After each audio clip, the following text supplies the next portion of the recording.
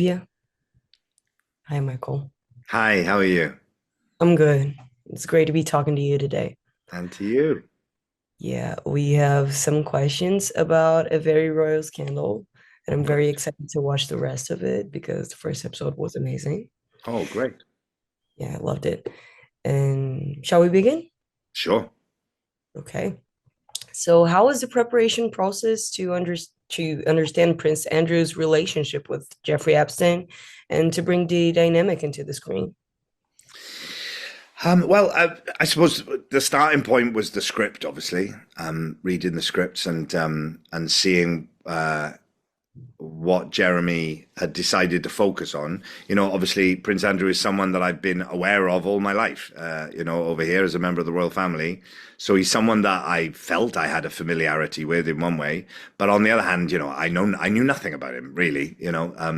And so I started to look into what footage there is of him, interviews over the years, and there's a few documentaries and things that people have written about him. But on the one hand, you have a very kind of controlled version of who he is that's put out by the palace itself, and it's very stage managed. And then you have a lot of gossipy things that people, stories that you don't know whether they can be believed or not. And you have to kind of pick your way through all of that, which is quite difficult, but in the context of the script, having the scripts themselves as a guide, then I chose the things that I thought would be useful in the piece, and yeah, the interview itself, just sort of using that as a source of about his behavior, about his mannerisms, about how he copes under pressure, having to learn what he says in the interview because we're doing exactly verbatim what he says. If a script writer was writing that interview, they'd write it very differently. They'd clean it up. But when you have to learn the way people actually speak, it's very revealing about someone might go to say one thing, then stop themselves and say another thing instead. And as an actor learning that, you have to think, well, what was he about to say then? And why does he stop himself? Why does he make that choice rather than that choice? So the more I watched the interviews and the more I got familiar with them, the more it started to reveal about the characters. So not just for doing the interview, but for doing the whole piece. Okay, yeah, definitely. I have another question, which is, as an actor, how do you handle the responsibility of portraying real figures involved in real scandals, knowing that your work may impact public perception of those individuals? Yeah, well, it is a real responsibility, absolutely, and I've done quite a few stories now where I'm playing a character based on a real person and real events. And I suppose the most important point for me is reading the script for the first time, because that's when I can still have a kind of overview of it all, because I haven't started working on the character yet. Once I start working on the character, I have to kind of let go of all of that stuff and just really focus on the one element of it. So it's really important to me that when I read the scripts originally, I have to decide whether I think this story is being told in a responsible way.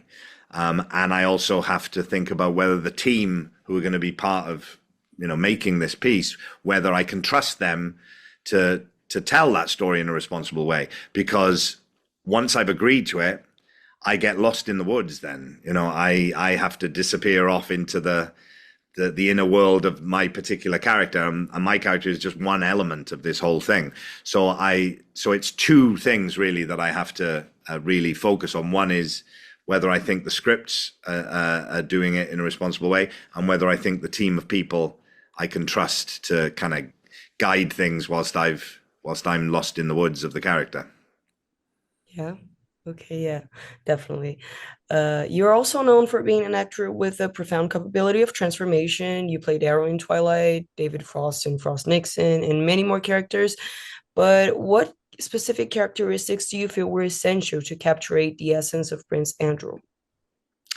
Well, I suppose I needed to find out how could someone make such a mistake in thinking that they were that this interview would be a good idea. Um, and you know what sort of a person is it, and what sort of a life must they have led to get it so wrong and to really misread how something is going to go. So that was a big part of it. And the other big part of it was the hook for me was seeing footage during the 1980s of Andrew coming back from the Falklands War, and seeing him as a young, good-looking, heroic prince, adored by, you know, thousands of cheering women in the crowd. And he's sort of, you know, he's on the front page of every tabloid, and he's the most eligible bachelor. And then to see from then, because he was the brother of the next in line to the throne, at that point, you know, he's very close to power.